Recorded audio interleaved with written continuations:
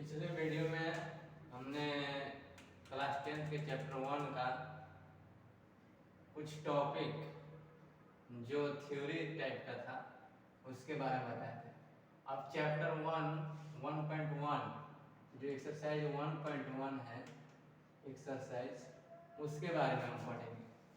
तो पहला क्वेश्चन है एक्सरसाइज 1.1 में निम्नलिखित संख्याओं का HCF ज्ञात करने के लिए यूक्लिड विभाजन एल्गोरिथ्म का प्रयोग कीजिए। पहला 135 और 225, 196 और 38, 220 और अगला है 867 और 255। तो पहला में 135 और 225, तो 225 क्या है? बड़ा है, तो बड़ा का चिन्ह दे दें 135। तो एक जो बड़ा है उसको ए मान लेंगे, ए बराबर 225 और बी बराबर 135। यूक्लिड विभाजन प्रमेय का क्या कहता है? ए बराबर बी की प्लस आर के रूप में होना चाहिए, तब जाकर के ये यूक्लिड ए बराबर बी की प्लस आर के रूप में होगा, तब यूक्लिड विभाजन प्रमेय कैसे होगा। जैसे अब क्या किए ना, 135 और 225 को ऐसे नहीं, सिंपल सा एक तरीका है। जैसे हम लोग शुरुआत में 6, 7, 8 में भाग देते थे और भाग विधि द्वारा HCF ज्ञात करते थे।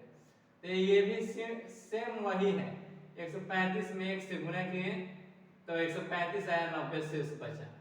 तो 225 चरण, फर्स्ट चरण में हम पहला स्टेप जो किए हैं 225 बराबर लिखे 135 गुना 1, एक बार में ले गए हैं तो 90 शेष बचा है। फिर 90 से ले गए हैं वही 135 को, 135 को यहाँ पे लिख देंगे। 90 से ले गए हैं, कितना बार में ले गए हैं? एक बार में ले गए हैं, तो वही 45 शेष बचा है, 45 शेष बचा है। फिर उसके बाद 90 को यहाँ पर लिख देंगे, यही 90 जो आया आता है, जो हम शुरुआत में 6, 7, 8 में कर चुके थे। एक ये विधि से बताया गया था। इसी विधि को क्या किए, 90 को यहाँ पे ला दिए, 45 गुना 2 यानी 2 बार में गया, तो 45 दूनी के 90, शेष कितना हो गया? 0। अंतिम शेष फल 0। जब तक इसको ऐसे करते रहेंगे जब तक ये 0 ना आ जाए, इसको कटाते जाएंगे जब तक 0 ये ना आ जाए।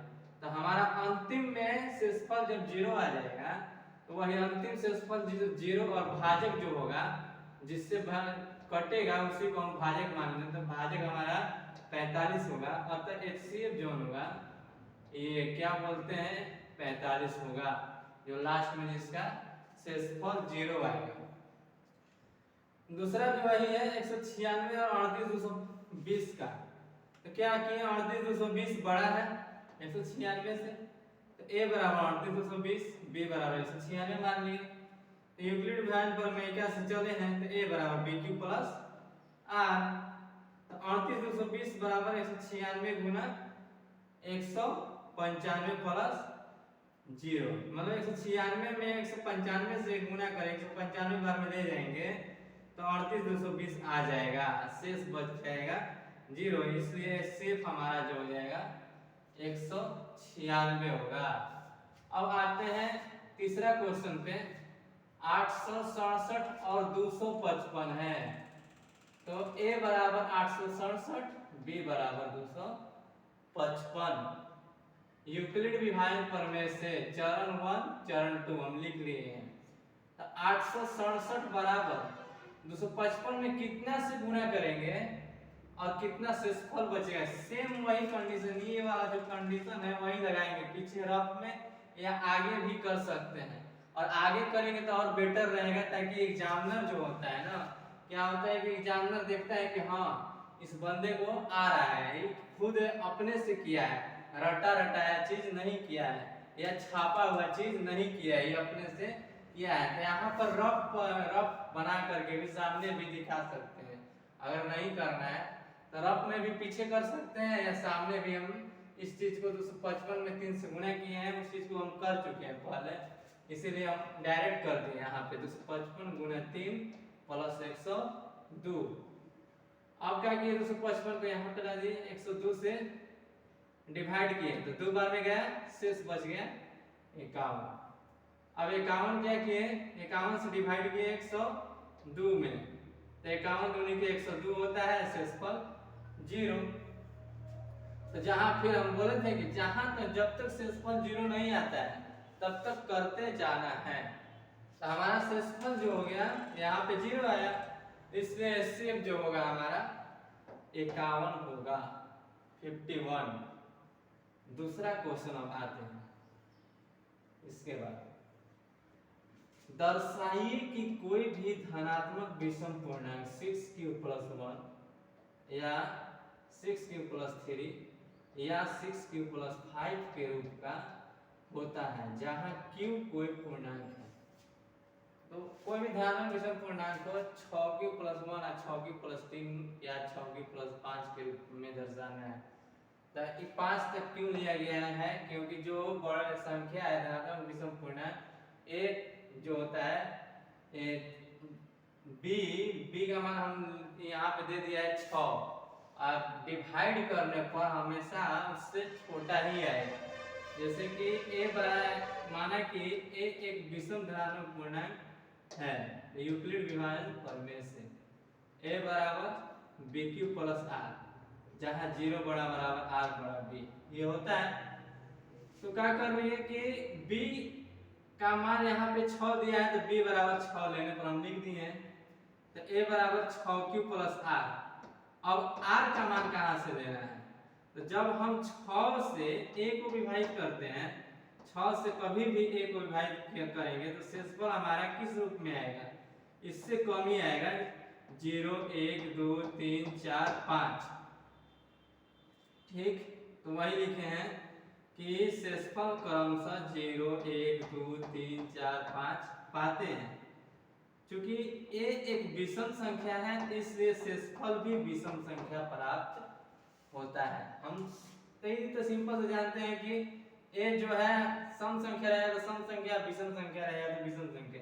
तो ए विषम संख्या इसलिए विषम संख्या प्राप्त होगा, इसलिए शेषफल भी हम लिख दिए हैं कि विषम संख्या प्राप्त होगा, इसलिए शेषफल इसे 1 या 3 या 5 प्राप्त होगा।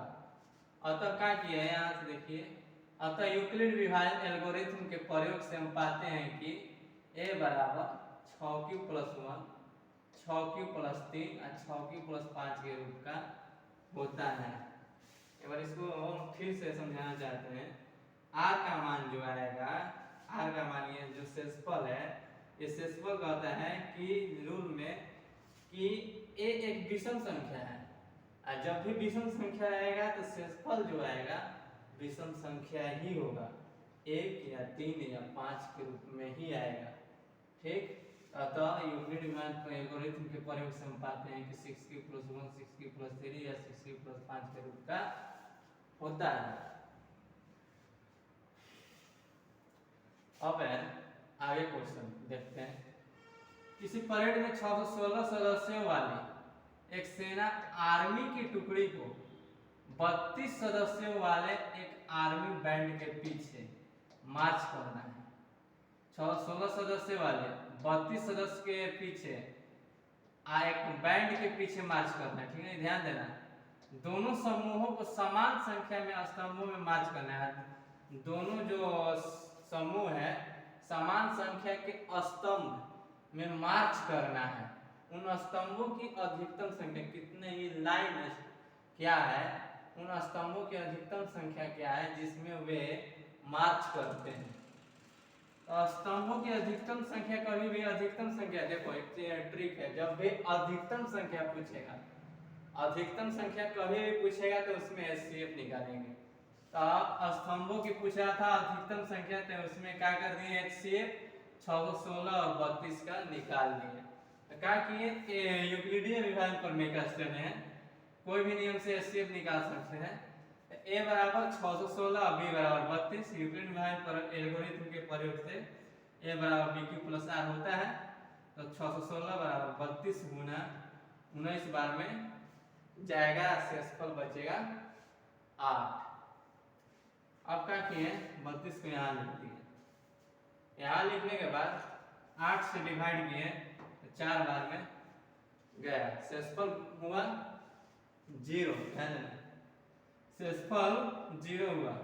तो देखो यहाँ पे शेषफल लास्ट चरण में, लास्ट स्टेप में हमारा शेषफल कितना है 0 है। तो 0 जब आया तो वहां पे जब 0 आ गया तो वहां पर हमारा b बराबर मान लेंगे 8। b का मान जो होता है HCF होता है, स्तंभों की अधिकतम संख्या बराबर 8 होगा। तो कुछ करना नहीं था, 6, 16 और 32 का HCF निकालेंगे। जब भी अधिकतम संख्या पूछेगा तो उसमें क्या करेंगे कि HCF निकाल करके, HCF निकालने के बाद जो आंसर आएगा वही स्तंभों की अधिकतम संख्या होगा जिनमें वे मार्च कर सकते हैं।